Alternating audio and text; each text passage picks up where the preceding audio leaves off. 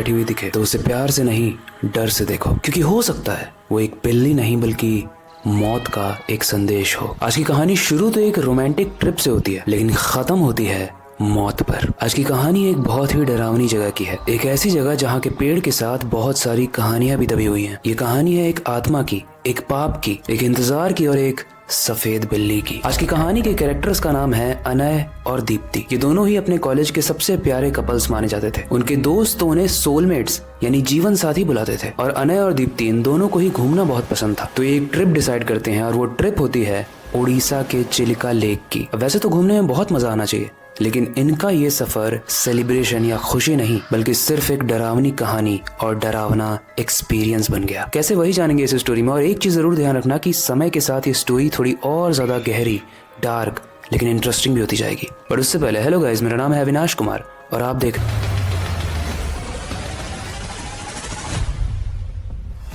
जिस दिन ये लोग ट्रिप गए थे उस दिन कुछ दिनों तक तो सब कुछ नॉर्मल था, ठहाके लगाकर हंसना, सेल्फीज लेना और थोड़ी बहुत खट्टी मीठी मस्ती करना। लेकिन जब अनय ने रिजॉर्ट का देखभाल करने वाले इंसान से ये सुना कि यहाँ जंगल के कोने में एक पेड़ है, एक पेड़ जिसके बारे में लोग बात करने से भी डरते हैं और उस पेड़ को मौत का दरवाजा कहा जाता है। जब अनय ने इस चीज को सुना तो किसी भी इंसान की तरह उसके अंदर भी एक क्यूरियोसिटी, जानने की इच्छा जागी। जब अनय इस कहानी को सुन रहा था तो उसने सुना था कि उस केयर टेकर ने एक चीज बोली थी कि शाम के अंधेरे के बाद तुम्हें उस जगह पर नहीं जाना है। लेकिन वो कहते हैं ना गाइस, प्यार में लोग अक्सर लॉजिक नहीं सोचते हैं।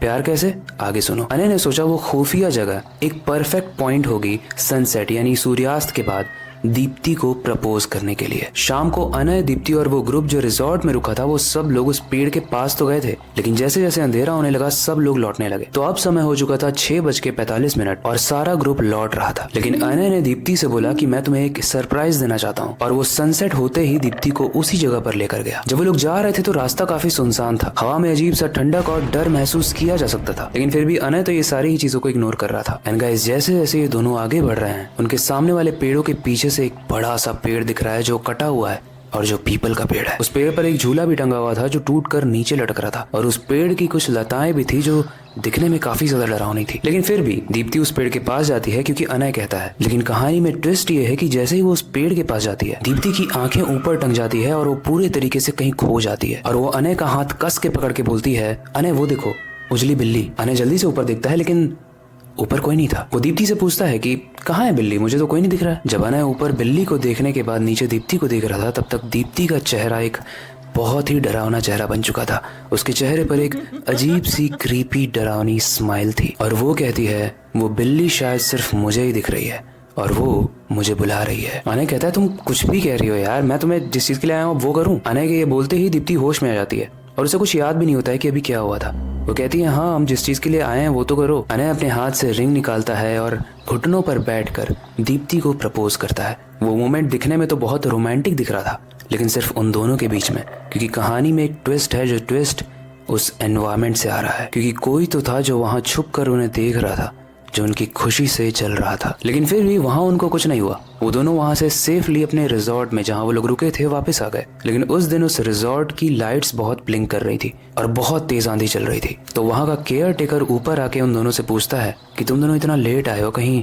पेड़ के पास तो नहीं थे? अनय बोलता है नहीं नहीं, हम लोग पेड़ के पास से थोड़ी आ रहे हैं, हम तो बस वहीं आसपास ही कहीं थे। और रात के 2 बजे एक बहुत ही डरावना सीन होता है। दरअसल रात के 2 बजे जब अनय की नींद टूटती है तो वो साइड में जब देखता है तो दीप्ति वहां पर नहीं लेटी हुई थी बल्कि वो ऊपर थी, यानी पंखा जहां लटका था वहीं पर दीप्ति भी खड़ी थी। और मैं खड़ी इसलिए कह रहा हूँ क्योंकि दीप्ति उल्टी खड़ी थी और नीचे लटक रही थी। अनय जैसे ही इस दृश्य को देखता है उसके रोंगटे खड़े हो जाते हैं, वो कस के चिल्लाता है। लेकिन जब थोड़ी देर के बाद वो शांत होता है तो वो देखता है कि दीप्ति ऊपर वाली दीवार पर खड़े होके कुछ बड़बड़ा रही थी और थोड़ी ही देर में वो बेड पे गिर जाती है। अनय उसे उठाने की कोशिश कर रहा है, दीप्ति तुम दीवार पे कैसे चल रही थी और ये सब क्या हो रहा है, मुझे बहुत डर लग रहा है, प्लीज उठो, मुझे बताओ। दीप्ति थोड़ी देर में उठती है और बताती है कि मैं सो रही थी और मुझे सपने में दिखाई दिया कि एक उजली बिल्ली मेरे सपने में आई और धीरे धीरे जब मैं उसे देख रही थी तो उसका फेस का स्ट्रक्चर चेंज होने लगा। उसकी हड्डियां टूट टूट कर एक इंसान की हड्डियों जैसी बनने लगी। उसकी आंखें काली हो गई और वो बहुत ही सड़े चेहरे के साथ मुझसे पूछती है कि तुमने मेरा पेड़ क्यों छुआ, और कहती है कि तुम भी जाओ अब उस 21 लोगों की तरह। अनय को एक चीज बहुत खटक रही थी कि वो दीवार के ऊपर कैसे चढ़ी, लेकिन उससे भी ज्यादा उसे एक चीज खटक रही थी कि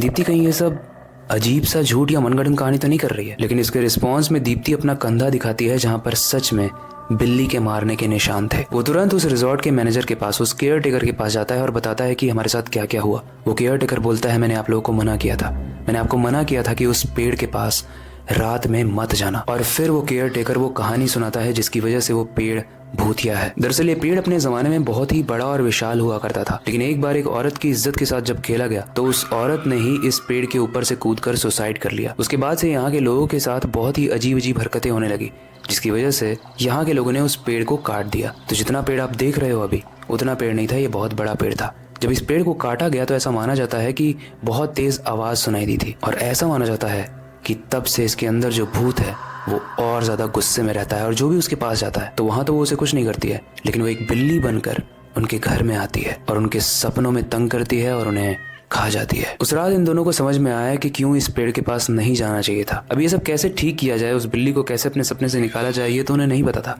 इसलिए उन्होंने बस एक ही चीज डिसाइड किया कि वो जहाँ से आए हैं वो वहां चले जाएंगे। उसके बाद इस कहानी में क्या हुआ होगा अनय और दीप्ति के साथ, वो तो हम नहीं जानते। कि ये स्टोरी मेरे एक सब्सक्राइबर ने मुझे भेजी थी, और मैंने जब इंटरनेट पे सर्च किया तो ऐसे भूतिया पेड़ तो भारत में बहुत सारे हैं, लेकिन उसमें से सबसे डरावना पेड़ माना जाता है मंगला जोड़ी पेड़, जो ओडिशा में है। तो उसके बारे में जाके आप इंटरनेट पे सर्च जरूर करना। बाकी ये कहानी यहीं तक थी, लेकिन हमें एक चीज समझनी पड़ेगी कि हमें कभी भी ऐसी जगहों पर नहीं जाना चाहिए जहाँ पर कोई ना कोई हादसे हुए हों, क्योंकि उस जगह में एक नेगेटिविटी होती है, एक ऐसी नेगेटिविटी जो अनय और दीप्ति ने भी फेस की। लेकिन ये भी हो सकता है क्योंकि उस पेड़ के पास रिजॉर्ट है, होटल्स हैं, तो उन्होंने अपने बिजनेस को चलाने के लिए ये स्टोरीज बनाई हो, और ऐसी स्टोरीज वो लोग नहीं दबने देते जहां पर बिजनेस का फायदा होता है। तो अब आपको क्या लगता है कि मंगला जोड़ी पेड़ की जो इतनी सारी कहानियां हैं वो सच हैं या फिर बनाई हुई कहानियां हैं, ताकि वहां के लोगों को, वहां के लोकल्स को बिजनेस मिलता रहे और लोग वहां के बारे में जानने में और इच्छुक हों और वहां पे और ज्यादा टूरिस्ट आए? आपको क्या लगता है, ये एक सच्ची घटना लगती है या मनगढ़ंत घटना?